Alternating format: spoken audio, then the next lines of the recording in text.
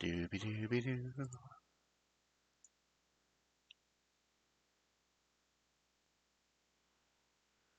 Yeah. Yeah.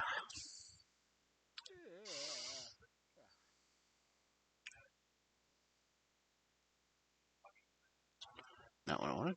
That's what I wanted.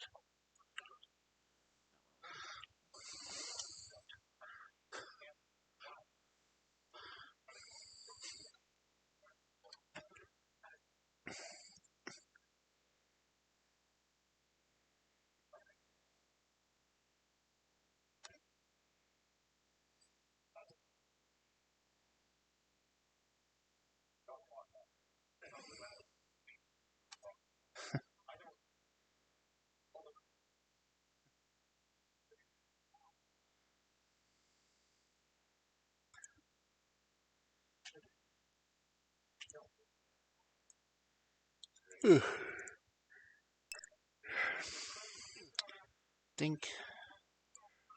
Doing my sharing right now, so.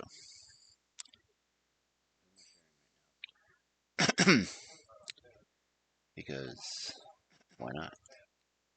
Everyone needs to know. Not that I'll get the views. Not that I'll get the followers. But because I'm me.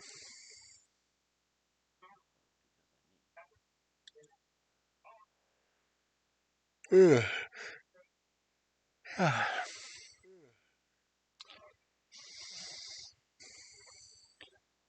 the stream without drinking, so.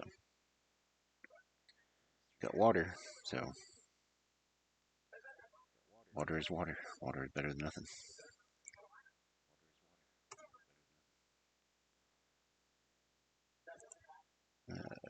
Kick the bar open. Not that I'm going to do anything in the bar, but it's just nice for me to put it up there.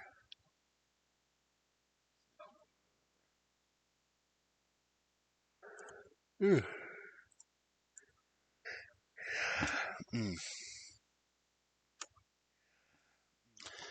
Okay, I think all that's the sharing I'm going to do.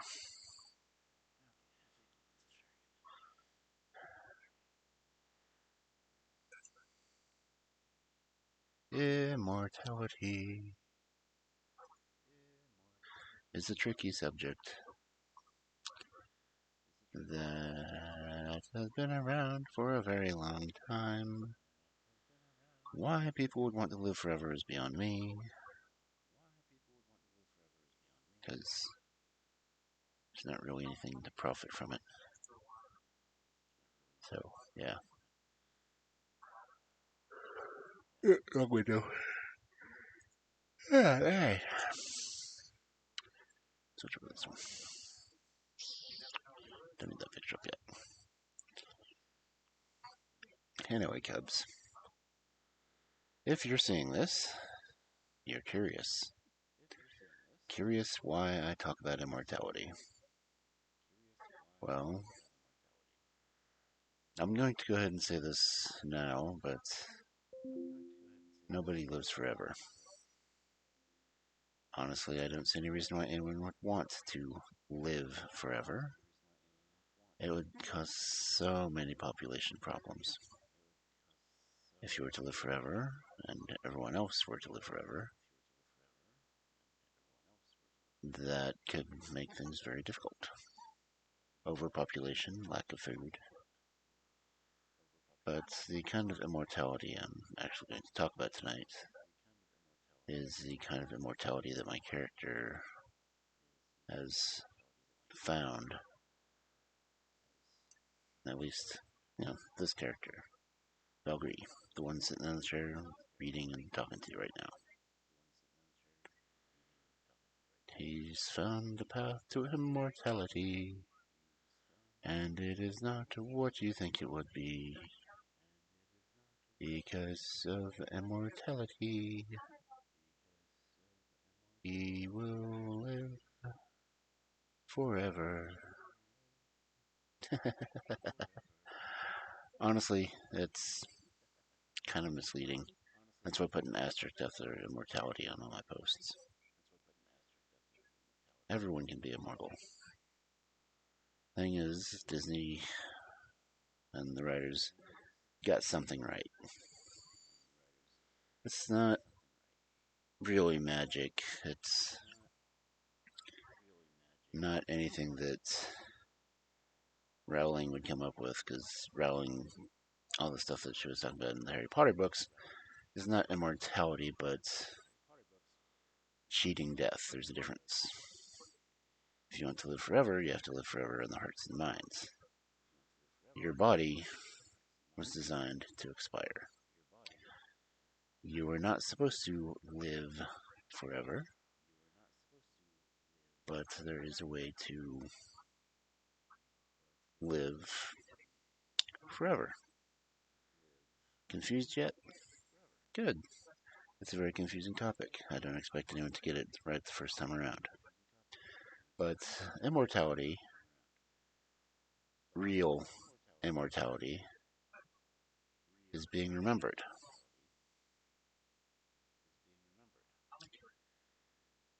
That's it.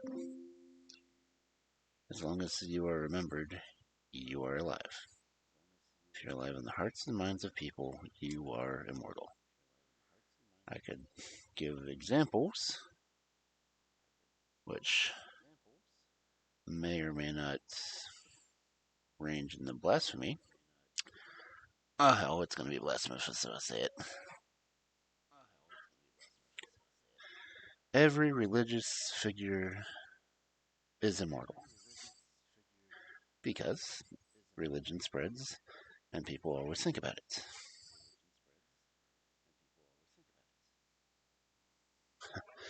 And it's not so much immortality as the way people perceive it, but immortality in and of itself is to remain known, to remain in the minds of people. I know, disappointing, but I want my body to live forever.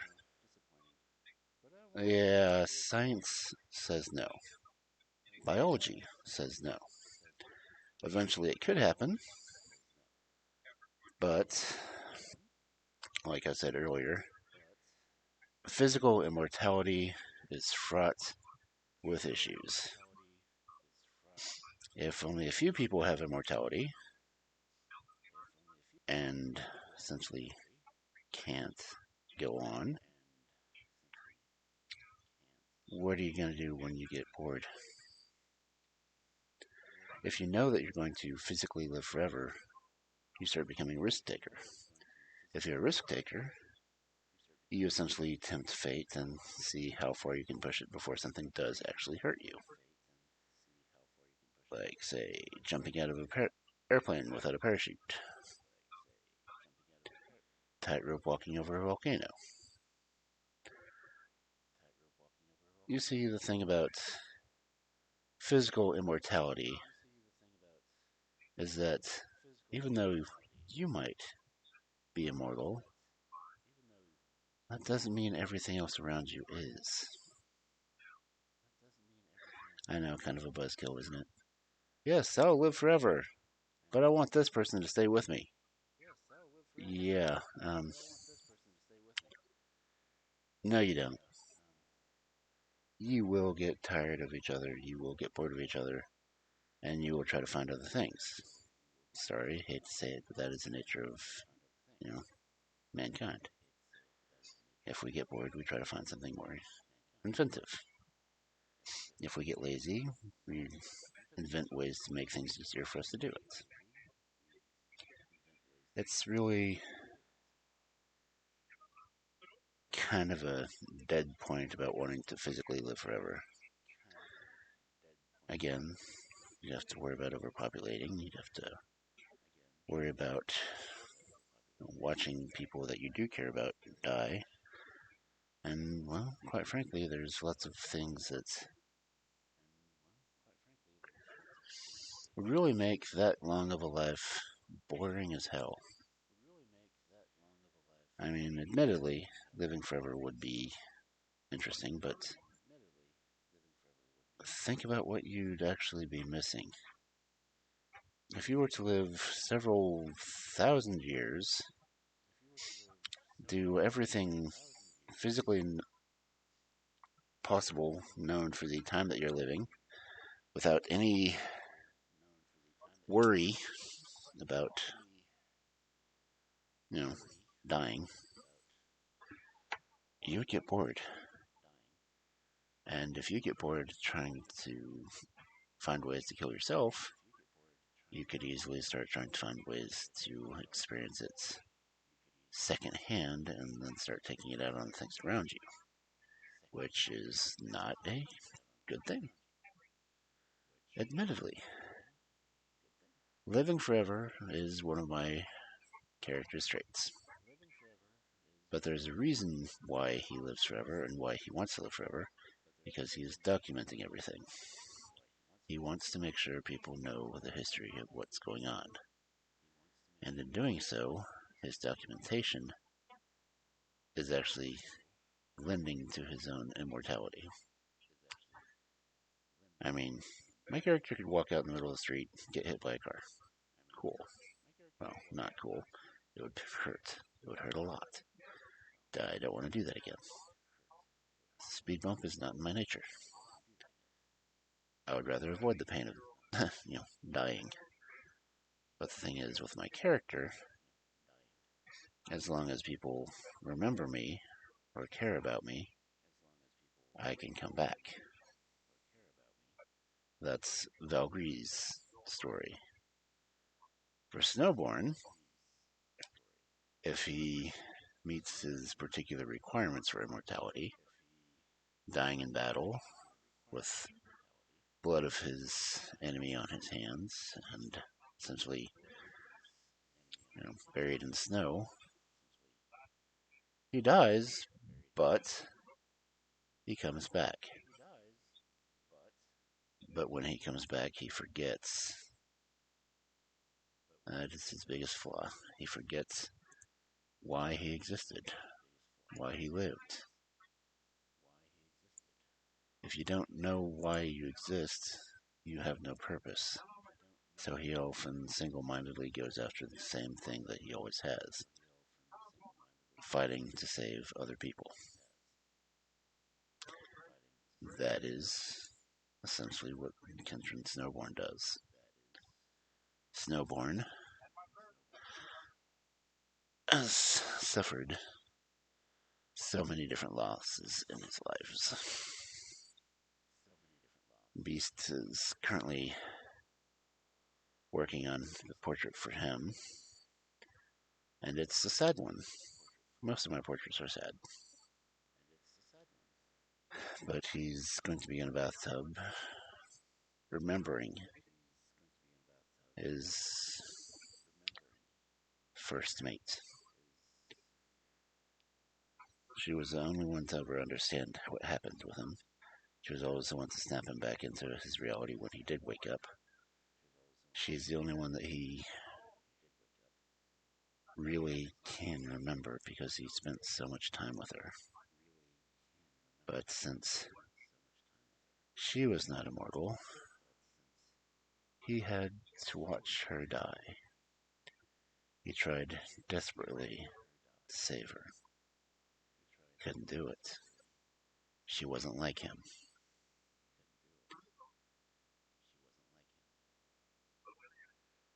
And that is one of the things about immortality that no one considers. Having to watch everyone and everything you love die.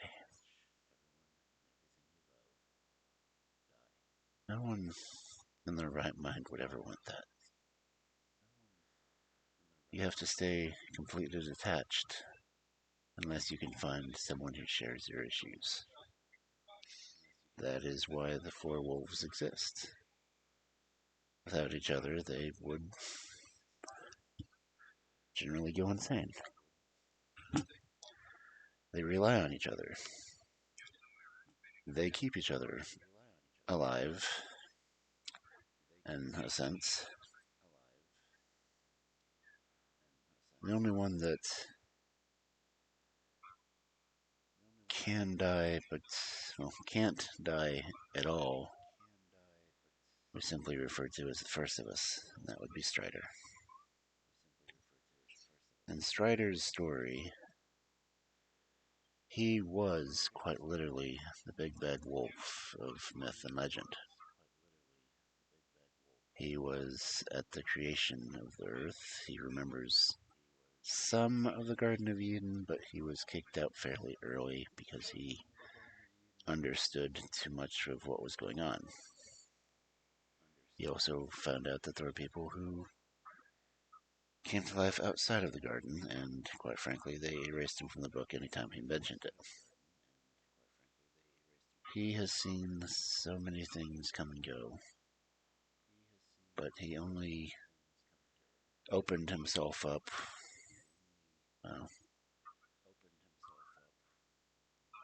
once, really. Yeah, twice. His first life,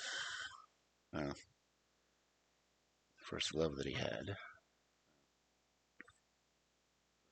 was there at the beginning with him. And she forgot him. She found something else. She moved on, leaving the emptiness in it. You could say that the blackness of his spirit after that is why his fur went black. But since there's no documented records of that, at least not in my library, no one knows for sure. No one knows anything about his history until since I first encountered him when he was a pirate. He rescued a slave girl. Well, tiger anyway. She was being locked in a cage, kept as a slave, essentially as a pet. But she always had more fighting spirit in her than any of the masters could contain. So when the ship that Strider was on found them, he saw her and immediately rescued her and attempted to set her free. Well, his show of kindness to the wayward tiger inspired her to stay with him. So despite many times that she could have left, she refused and stayed with him until, till her end. Lily was a good woman, and courageous and brave, and everything that a black wolf would really want in his life. But she was mortal. Despite whatever magic and energy she had, he couldn't keep her. He'd gotten so attached to his tiger lily that he's refused to even consider anyone else hence. The lonely life of the black wolf. He says that he doesn't grow attachment to anyone. But he's probably the most grounded of any of us. He, in turn, takes care of anyone he can. His time with her made him compassionate and caring to the point that he always wants to help with the charity cases. So when he does create business and such, he always makes sure that everyone is properly taken care of.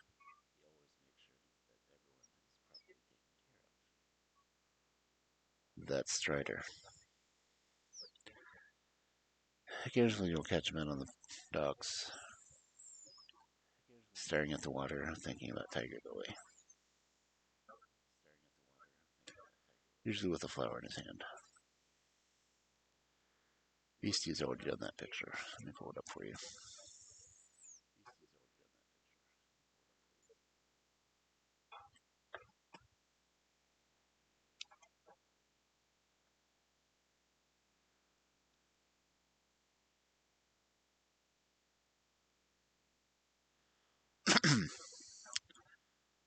Let me find the folder. I don't know which folder it's in, but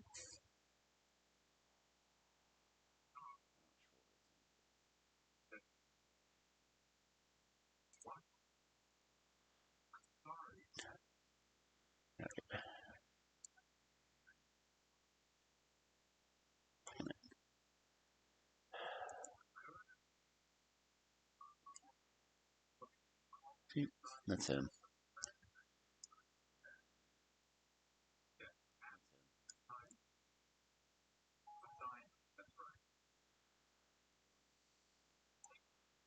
There's a tiger bill in his hand and the ghost of Lily behind him.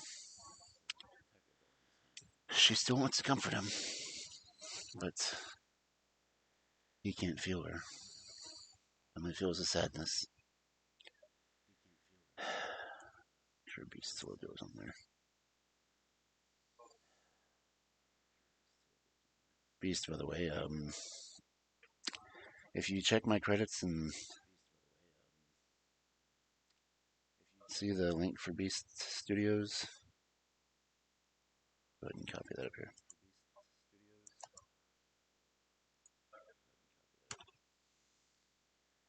They are currently having financial issues and could use some donations or such. I'd donate, but you know, immortality doesn't pay very well. Anyway, as for me, well, I should probably go ahead and talk about Winchco before I come out. I don't have artwork for him yet, except the bass player. But Winchkoa, he found out through me how to gain immortality or how to manage immortality. Basically, he does it through his music. He's gotten to where if anyone remembers his songs or remembers anything about his music, he has no problem surviving. Though he's been known to take quite a bit of damage because he gets in fights. That he usually starts, but still. Winchco is the bard of our group, I'll just say it politely. But, he's a good cub. He's literally the youngest of us. And really no one knows what his origin story is. He just showed up drunk, passed out, half dead when Snowborn found him. He brought him to us to try to figure it out, and, well, quite frankly, I keep saying us. I haven't told you about us, but no, I'll get to that when I pull up the picture. Anyway, when we found out, we did whatever we could to record him and keep track of what was going on. So then we just kind of adopted him into the group, and since Snowborn was the one who found him, he's the one who feels most responsible for him. So they're the ones who get stuck with each other, which is fine because Strider doesn't want to live with anyone, and yeah, I'm not exactly by myself. And I don't know. Anyway, that brings us to my story.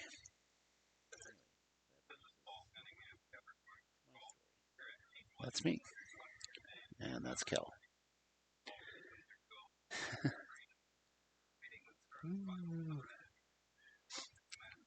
I do have a nice desk. Also, get Beast's logo in there because gotta give Beastie credit. A little smaller. Okay. Anyway, me and Kel. Kel knows our secrets because, well, quite frankly, she's a fairly sly fox and she can figure that kind of stuff out. Also, she read my books. uh, you see, that's one of the things about my personal immortality. I write everything down. Uh, I started logging everything that I would find out about us and everything else in that nature. But the thing is, my version is only my part of the story. I can document what they do, but I'm not there for everything. I have to get most of their stories secondhand or from hearing other experiences with them. But this, Cubs, is the real secret to immortality. See, I got to it eventually. You didn't believe me, but I did. Immortality is memory. You see, as long as people remember you, you will live forever. In the hearts and minds of the people who know you. Sounds happy? Well, it is a little. Shrink this down again because I want everything in the picture.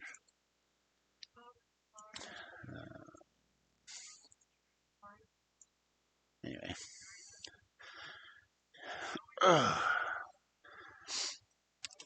Immortality comes from knowledge.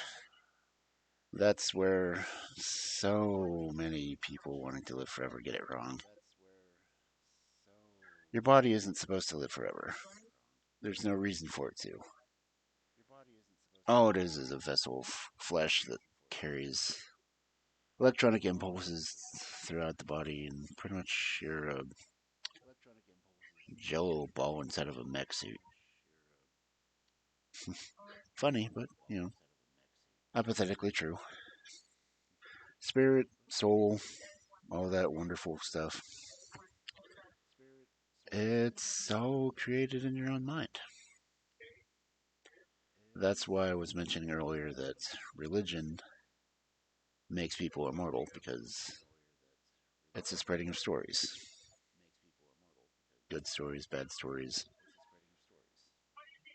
Oh, there's so many different ways you could say immortality. But it's also immortality of the mind and spirit. The body, yeah, body's a piece of crap. Bodies are tools meant to expire. If you ever look into the religions and they talk about living forever, they don't say a damn thing about it in a body. They talk about, extending to a different plane of existence, which, is immortality. You're not in this realm anymore, you're in that realm. But, that's your mind, body, and spirit going to the other realm, but you're no longer existing in this one. I know, I'm kind of chatty about this, but quite frankly, it's a philosophical thing, and as the kind of wolf that I am, I would really like people to understand this. Uh, let's go old religions. Okay, well, Buddha. Yeah, I know. Start with the big guy, or skinny guy, or he died a skinny guy. I don't know why they always portray him as big. He was a big jovial dude, and uh, well, he's ascended. But so long as people practice his beliefs and everything else, well, he's immortal. That's kind of the basic gist of it, people. If people acknowledge your existence, they acknowledge your deeds and actions, you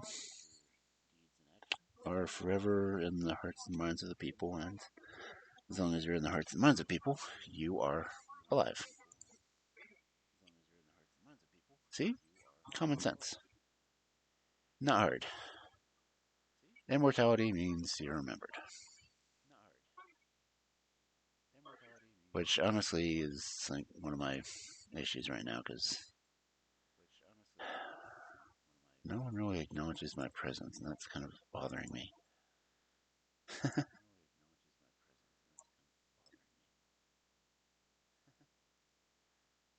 I see.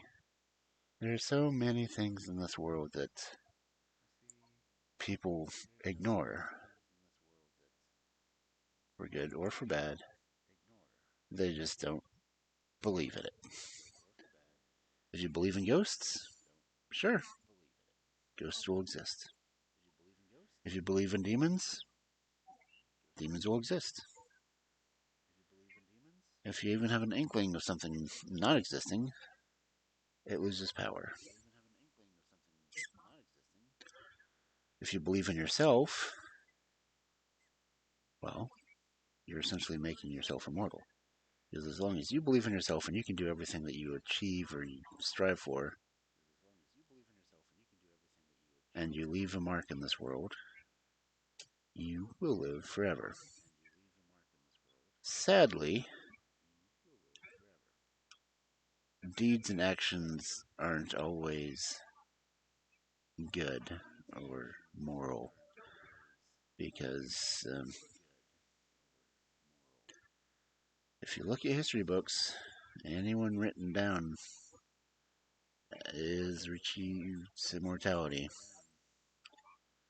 which means every good and every bad, so long as they are in the hearts and minds, especially the minds of people, they will continue to exist. Maybe not physically, but their spirit is still there to hunt you. I hate using this as an example, but it's also kind of a Harry Potter reference, so everything seems to go back to mages for me. I don't even like saying the guy's name, so I'm not going to bother. I might eventually, but that's because I slipped up.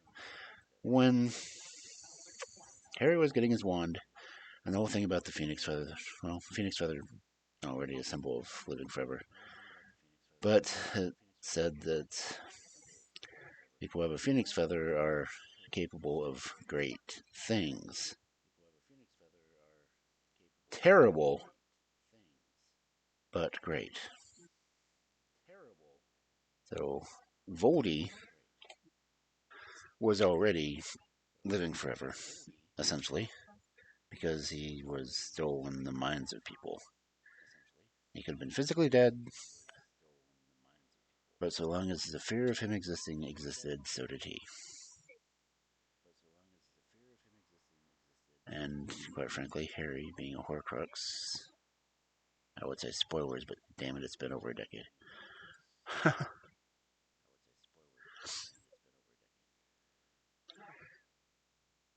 Okay, committing heinous acts does make you immortal.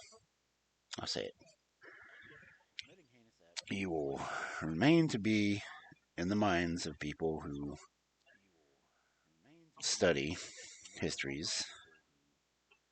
Like,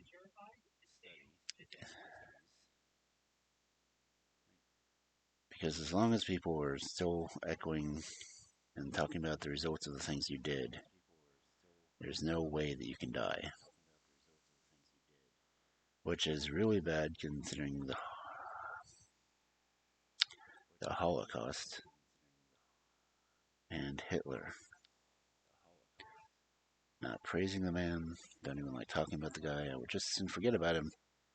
But he's made his mark on history and is therefore, unfortunately, immortal. Until he fades from history, he will stay in the hearts and minds of people. Which kind of goes to the same thing about an old Voldy. People were glad to think that he was gone.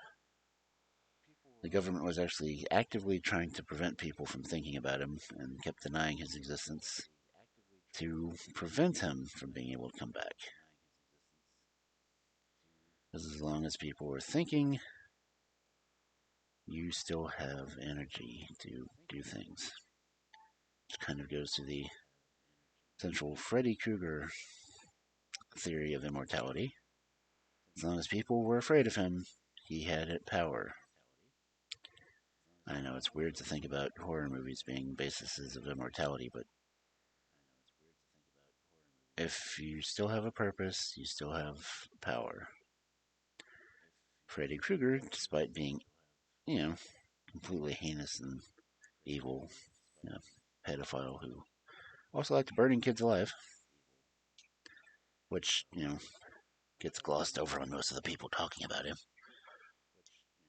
And he was a Springfield Strangler, for fuck's sake.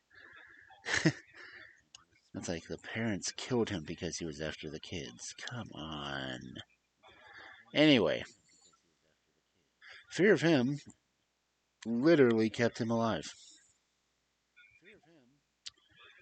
He couldn't be destroyed as long as people still feared him. So, again, same thing with Voldy. Wasn't until people saw that he was losing and could lose that he even had a chance to actually lose. He had enough witnesses seeing him destroyed that the thought of him being destroyed helped destroy him.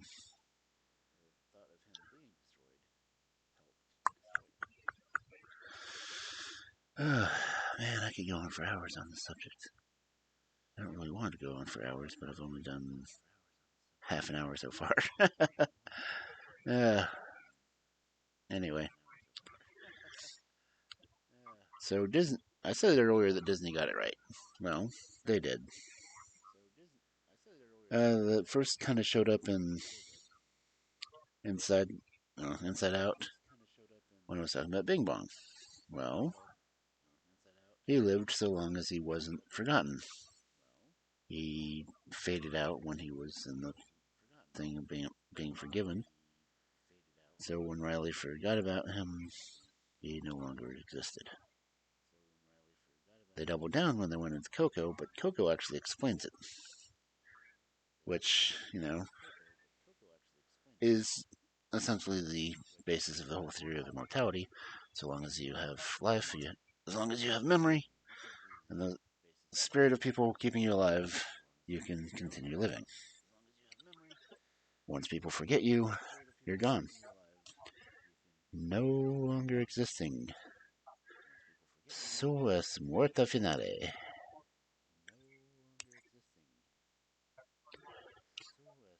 If you die in memory, you completely fade from existence.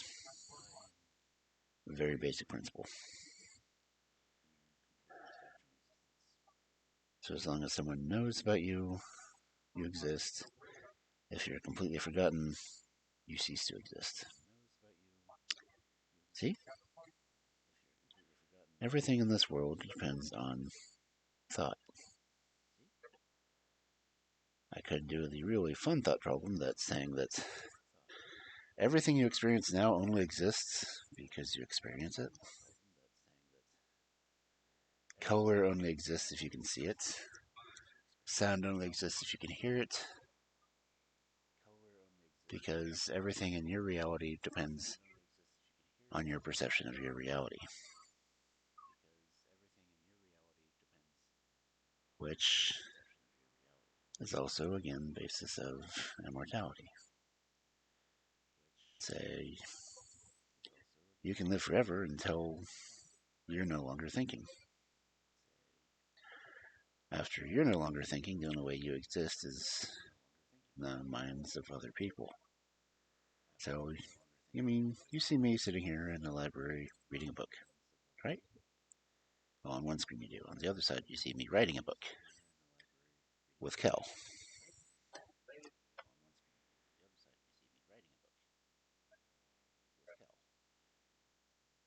I like talking about Kel, but half tempted to tell her to talk to you, but I don't feel like it. Because, conversations with Kel get a little weird. But Kel, I can mention her, and she exists to you now. You've never seen her, you've never heard her, besides the picture that I have showing on my screen.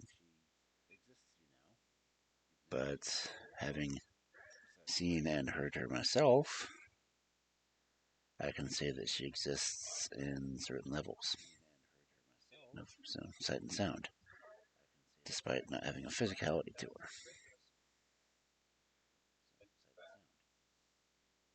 If you followed me on Instagram, you would know who Kel is. Although she is the basis for the fox in my picture.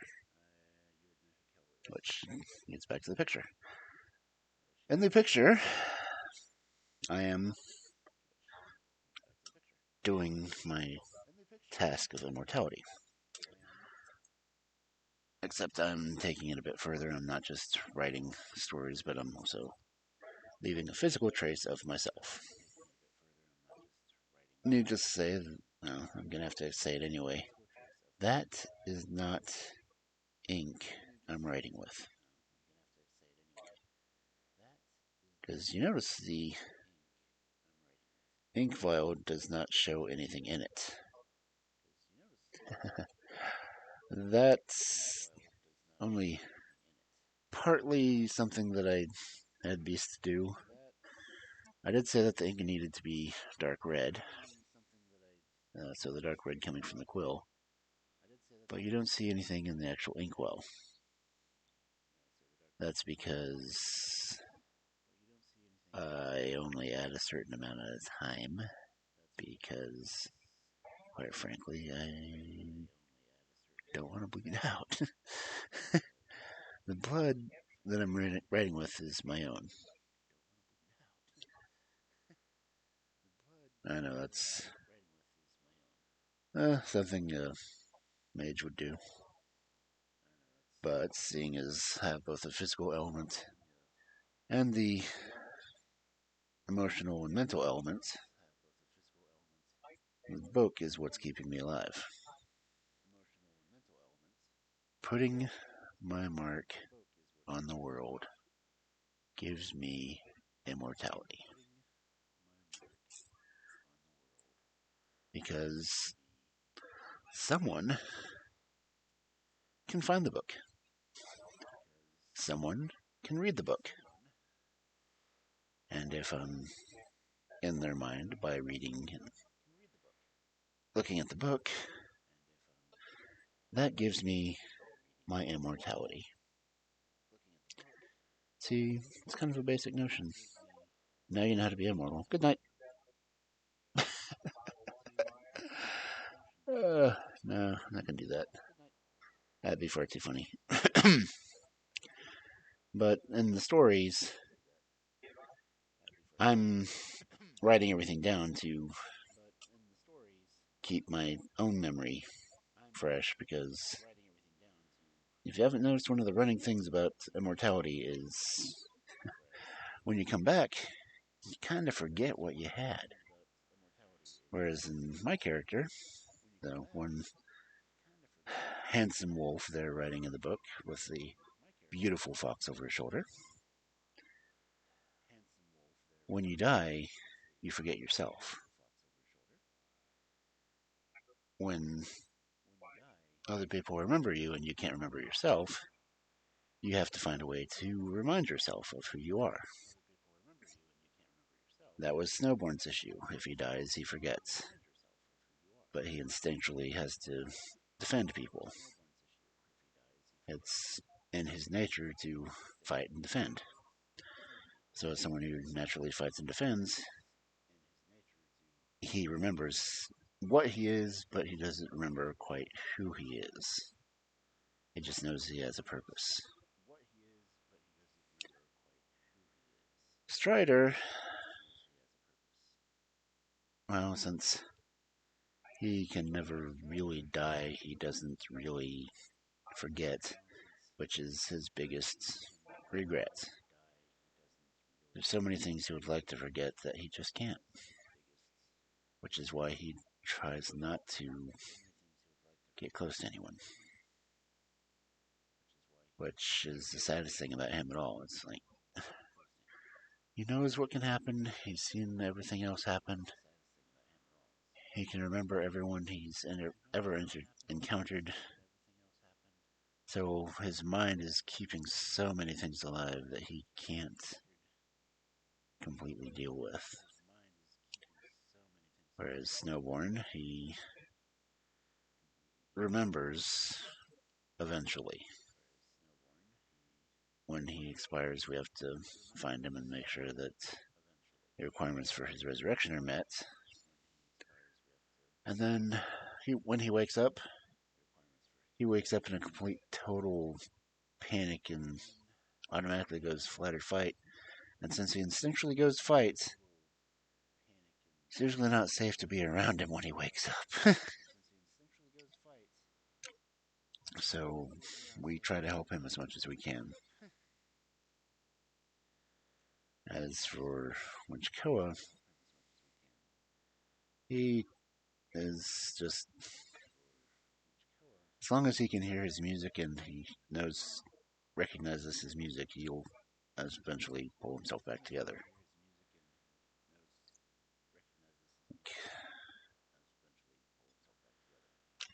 Snowborn comes back with his purpose.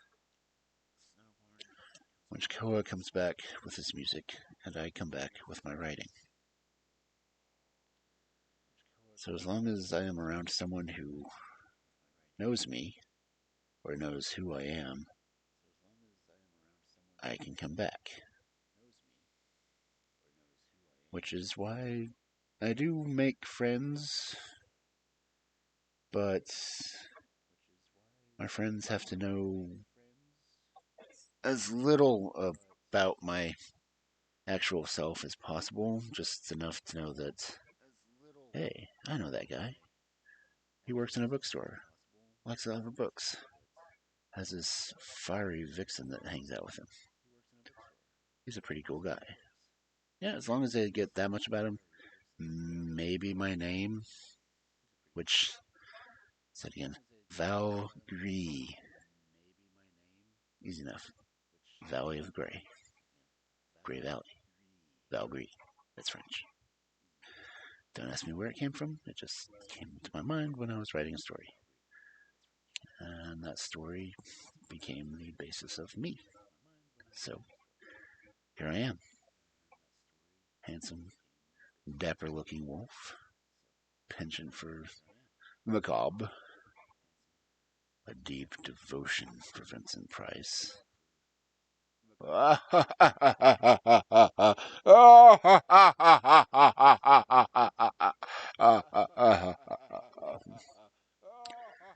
Damn, I wish I had his voice. I need to re-record all the stuff I've done from him. But honestly, this is my normal voice. To me, it sounds like it's gruff and rumbly, but for some reason, a microphone never quite picks it up the same way I hear it. But anyway.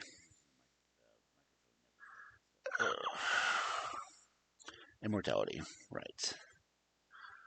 This is not a Dr. Horrible sing-along blog, though it could be. No, I'd have to come up with songs, and I'm not Winchkoa. If I run as Winchkoa, then songs would happen, because he's the musical aspect to me. Anyway, Valgris, that's me. Kentron, Valgris. Lots of people have trouble pronouncing it, and, well, quite frankly, it's understandable. Kentron. It's nice. I do like hearing someone say Kenthran, because, quite frankly, that makes it accented and kind of hot. Kenthran. I like hearing my name.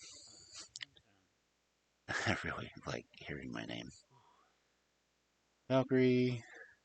That's the one that people have trouble with because it's like, Valgridge. No, it's not Valgridge, it's Valgry. Anyway, I had to explain that it was, age myself a little here. I was role playing on a Ruby um, amino, and they wanted to have character explanations. Well, I put the picture of the one version of me with, more human characteristics. Still had my ears, still had my stripe, still had my tail. But I was the professor because, books. I like books. If someone would gladly donate $9,000 to me, or £9,000 to me, I would have an ancient fucking book and I would be so happy. Book fair's going on. International Book Fair. International Book Collectors Fair. I love old books. Honestly. I posted about it on Twitter because I tweet things. Because, I tweet things. Anyway, man, I keep going off subject here. Good thing I put the thing down as just chatting because I am rambling like fucking crazy. And I haven't even had any alcohol tonight. Almost an hour. I still haven't gotten all the story taken care of. Anyway, book. Yes, book. The book in my picture, the one with Kel over my shoulder, is me chronicling a story that I wrote that I got all the artwork for. All the artwork. Well, if you ever see the bar scene at the beginning of my streams, I wrote the story leading up to that. There's 4 particular scenes with each of the wolves with their respective others mentioned or visualized. Beast is drawing all of those for me, and then I kind of went, I need another picture that's not in the story but is technically part of it. And that is why the story on my right is there now. Because I was saying that, everything in the story happened, but no one knows about it unless it's written down. So, characters from the story, Kel and myself, are making sure the story is written. Because that's what storytellers do. Honestly, if I could write books any better, I would. The entire short story I did for the 4 Wolves in a Bar, I was kind of writing it thinking comic book. So everything is more graphically based, but good lord, I can't afford to buy all the images I want for that. I mean, I hate admitting it, but the 4 pictures I got of the wolves and their companions, $400. But, Beastie needs the money, so I try to help the Beastie. There are 4 wolves in a bar. That one was Beast, Dino, Absolute Zero, and Fan Artsy.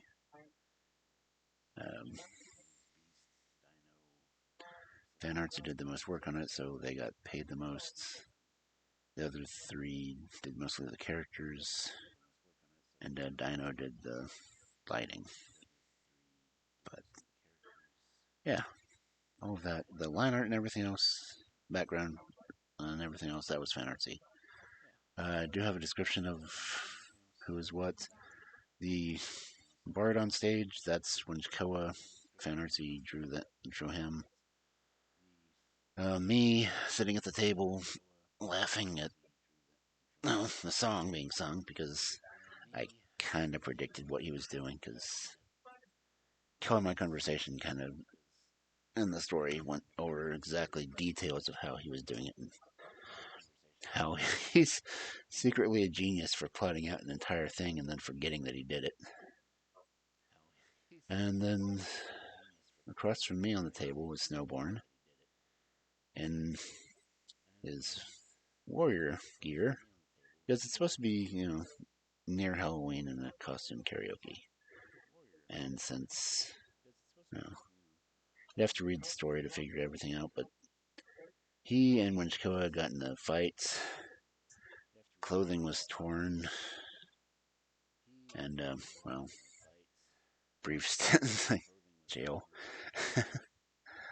So they had to get clothes when they got out, and Winchkoa somehow, a week or so beforehand, planted the clothes in Strider's trunk. So Strider didn't know about it because he doesn't check his trunk that often. So Strider didn't even know they were there. Everything was Winchkoa's doing. And no one else saw it coming except for me and Kel, because Winchkoa has this thing about he likes songs, and when he likes songs, he likes to act them out.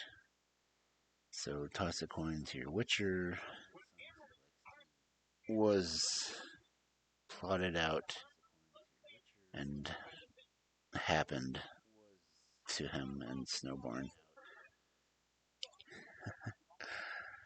And Snowborn wasn't happy about it, and when he actually started singing it in the club, he was really unhappy about it, and he wanted to kill him, but no. Other things happen. And of course, in the picture, Strider is at the bar, just drinking. I know that he's kind of checking out other bar patrons, but Zero put him more looking at the camera. It's like, why are you recording? I'm here. Go away. That sounds like Strider.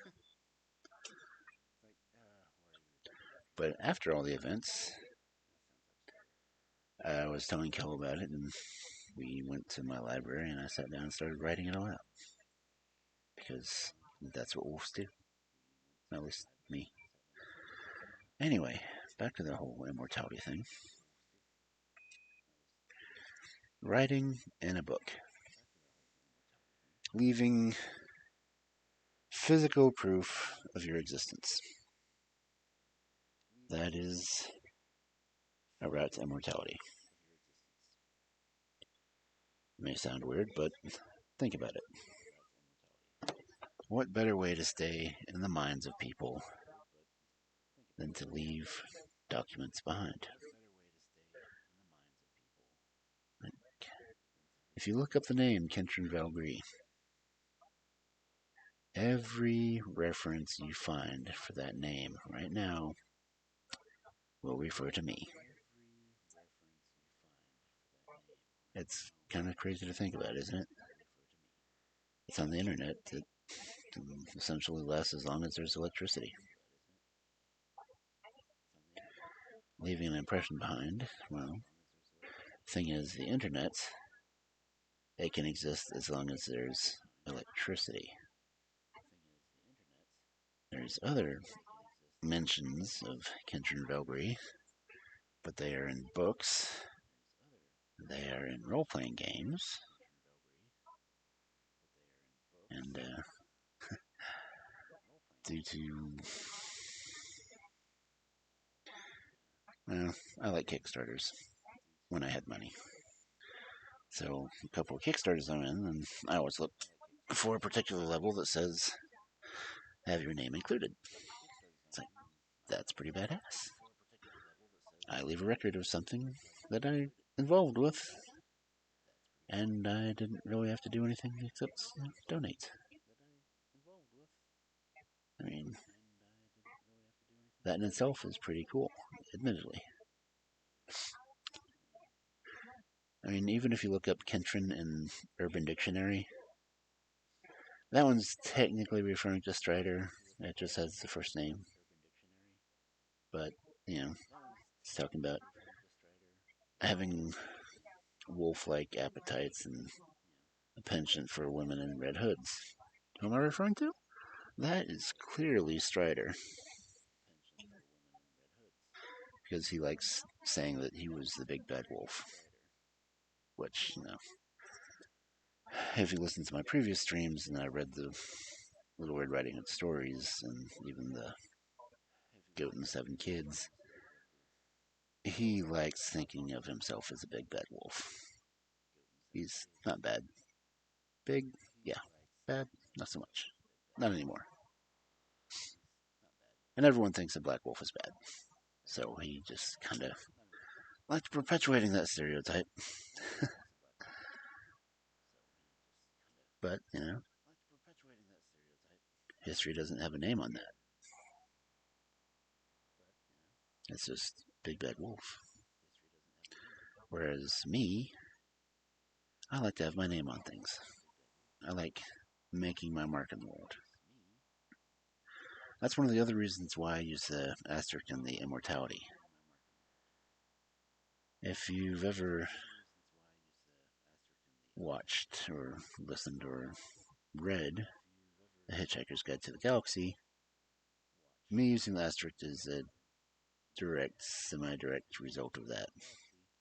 When Deep Thought said it would come up with the answer to life, universe, and all of it, and the answer was 42, well, Cubs, the ASCII code for an asterisk is 42. So 42 means it is what you make of it. An asterisk is often used to denote a footnote. The footnote refers to whatever you make it. So I'm saying immortality, and having the asterisk on there means that immortality is the way that you make it. So finding your own way to immortality means finding a way to always be known. Back, way back when I was a cub in high school, we had to write a paper about what our life goal was. Mine was simply an asterisk. I had to explain it to the teachers. I didn't have to explain Hitchhiker's Guide to the Galaxy because my teacher was a nerd. I like nerds. They're cool. Deep Thought. Gotta give it credit. But when I had to explain why I put the asterisk, I said, because I want to be a footnote in history. I want to be some obscure subject or topic that people will see reference to and try to figure out who the hell was this guy? Well, currently my asterisk says that I'm a talking wolf. On Discord, I was an upside down wolf. Now I'm a talking wolf. A talking wolf that writes stories. A talking wolf that donates to causes. I am a registered werewolf because, reasons. Again, if you look up werewolf, there's a forum called Blood and Honor that does not relate to Nazis, but werewolves. I'm a registered member there. If you look up Kentron Valkyrie, you will find registers of me. I can even say that I'm in the process of registering the name as my business name because reasons. I will be forever known as Kentron Valkyrie. And then people will have to figure out who the hell is this Kentron Valkyrie guy? Then they'll look it up and see that, hey, this dude's a talking wolf. uh, which, is generally cool and all, but I'm not leaving so much of an impact as I thought I would. Not physical, but Kentron Valkyrie, me. I don't have many followers here on Twitch. I don't have a lot of subscribers on YouTube either, but hey, I've been putting out product like talks like this or me reading stories, couple of the roleplay about me having to be the babysitter from be the uncle babysitter that's single and reads you bedtime stories, which no one's been listening to those either. I do things and no one cares. Crazy, isn't it? I'm recording myself talking, leaving an impression of my spirit and my energy in the digital format. Someone might stumble across it someday. Just go, who's this guy? Why is he here? Why is he a talking wolf? Is he a real guy? Was he a real guy? He seems interesting. Oh, doubt it. Kind of lame, honestly. But anyway, I'm here. I'm a talking wolf. I'm making records of myself. And I don't mean the pressed vinyl. But I'm leaving my mark. This is me. This is who I am. I am Kenton Velcree. And I am trying to make myself immortal. I would love to live in the hearts and minds of so many people. Unfortunately, anymore, being in the hearts and minds of people usually means contributing to them or donating or sponsoring. Which I sponsor, donate, and contribute to a few people here on Twitch. Not enough to make myself memorable. I've got my account on Coffee that I've had for over a year, and I inadvertently reminded someone they had a Coffee account. They switched theirs over to a subscription, and well, now they're getting money for something I reminded them of. But will my memory linger in their mind, or will they linger in mine? One of the biggest fears I've seen from streamers is if you take a break, will people forget you? It's possible. Twitch doesn't bother keeping VODs for very long. That's one of the reasons why I export mine to YouTube, because Google doesn't care. Google will leave that stuff up as long as it feels like. Which, is good. It's not like I'm monetized or anything, which is strange because I had another account that was monetized and that never got anything. But it'd be great if I could, get affiliate here, get paid for my wonderful words of wolfish wisdom. Wonderful words of wolfish wisdom. Wonderful words of wolfish wisdom. Wonderful words of wolfish wisdom. Because I don't have a job right now, so everything I'm doing is kind of free. Anyway, writing. Yeah. Putting your mark on history. I am in, at least by name, 2 role-playing books. I do have an art card that will be one of the NPCs of Delver's Guide. Delver's Guide to the Beast World. Another Kickstarter I kicked in with. So they're going to have artwork of my character as a mage that is technically part of the book.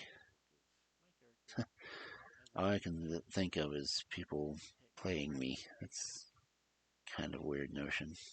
But hey, if they remember me, they remember me. And I'll continue living, right?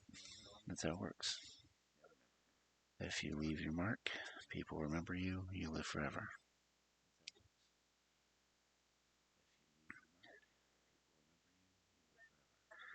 There are still web pages up that I made in like '96 for one of my other characters. I don't even think of that character anymore, but the fact that he still exists out there is kind of cool.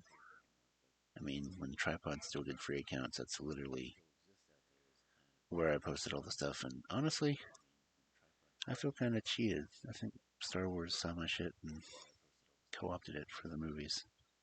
I mean, a Jedi going to an island praxis of force, an island praxis of the Force, essentially to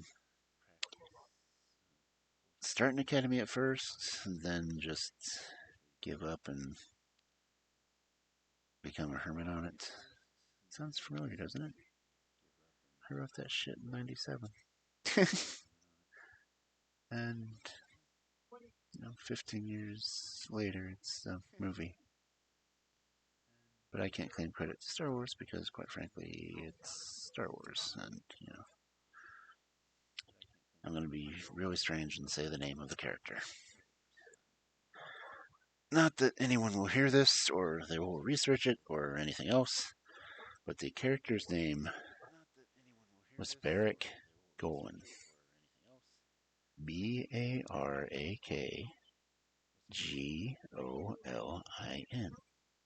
Barrack Golan. Oddly enough, he was around the same time Strider was first created. So, really old character. Still alive out there somewhere. But I'm not gonna live forever because of him, because I don't know if people are gonna ever look him up. I don't know. It's about up. Just put it in the chat for the hell of it.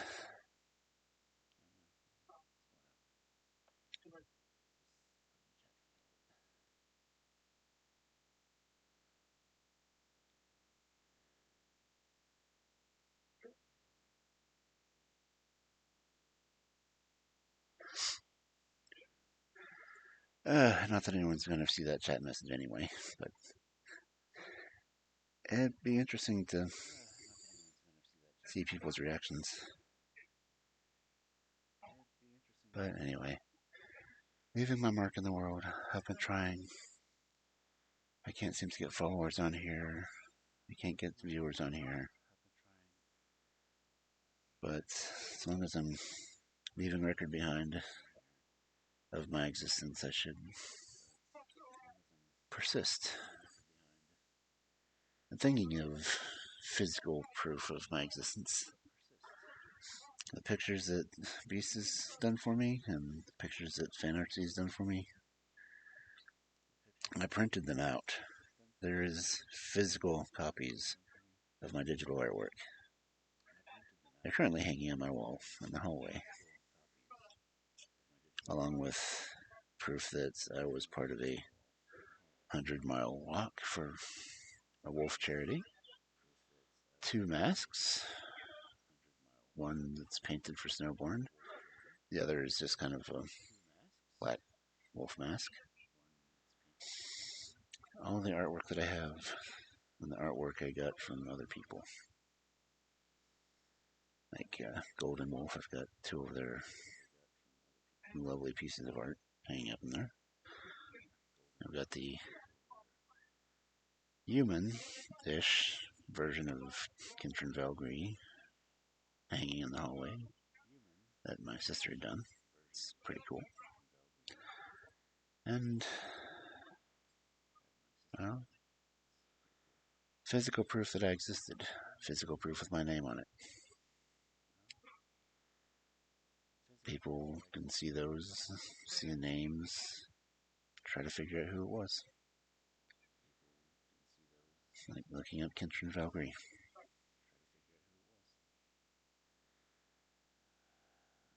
That's, in a nutshell, the true secret to immortality is deeds and actions and being remembered.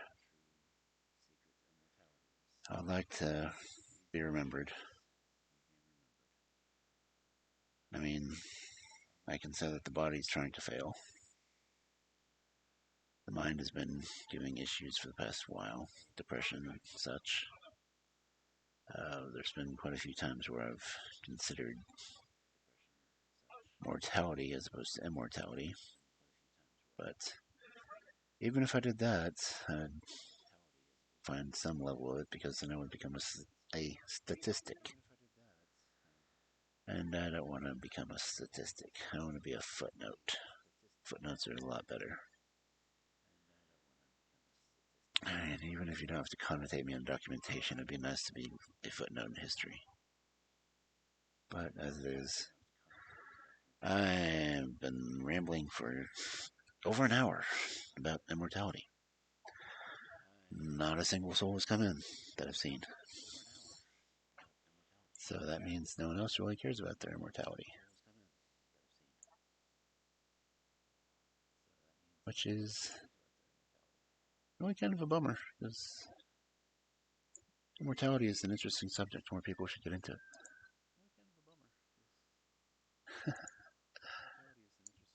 And really, immortality by means of making yourself known, leading to immortality, is really the only way it can ever happen. Do great things, have stories told about you, write your own stories, let the stories pass on. You could become a god or you could become a demon. You could become a mythical figure. You could become a magical creature. It all depends on how the stories are told. So, everyone out there, none of you out there, if you want to become immortal,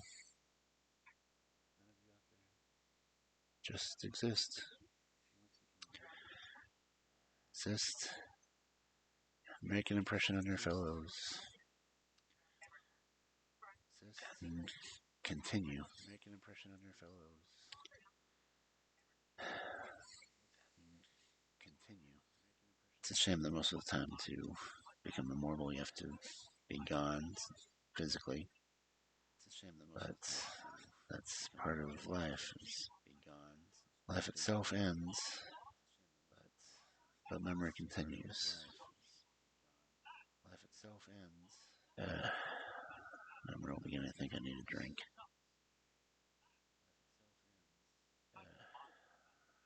I'm kind of morose, morbid.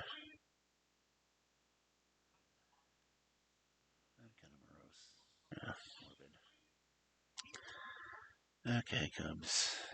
I really can't think of anything else to go into. Just, in your own search for immortality, try to take the higher road. In your own search for immortality, do good things, do good works, tell good stories, do good things, make yourself known, tell good stories, achieve great things. If history remembers you, if anyone remembers you, you'll be immortal. If anyone remembers you, you will continue to live on in the hearts and minds of the people. You'll be immortal. You may even become a footnote in a history book, just so long as you don't become a statistic. Because then Ancestry.com will get your information wrong.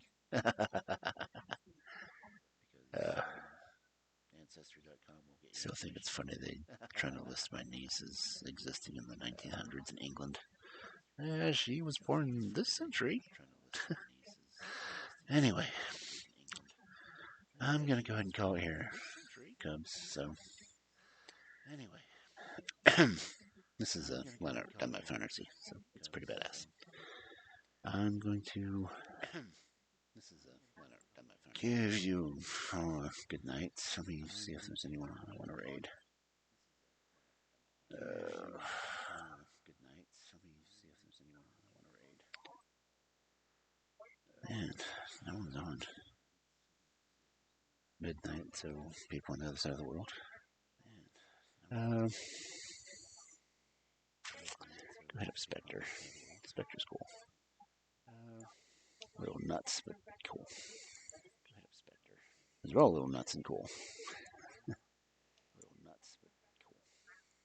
I don't really have a raid message because no reason to share a raid.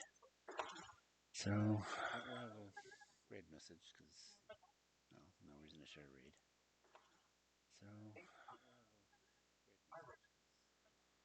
I always gotta check to make sure I spell her name right.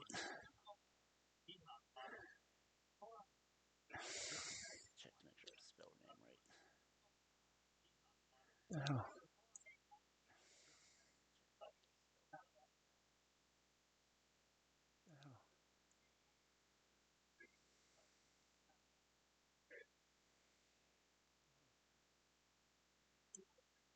Okay.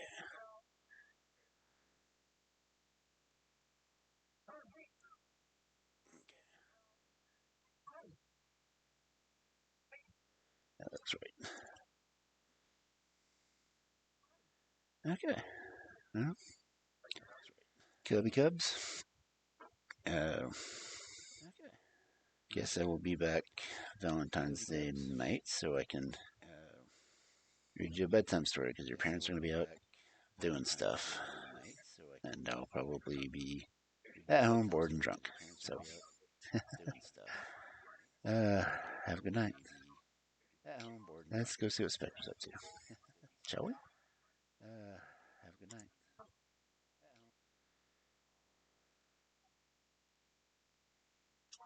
Ouch.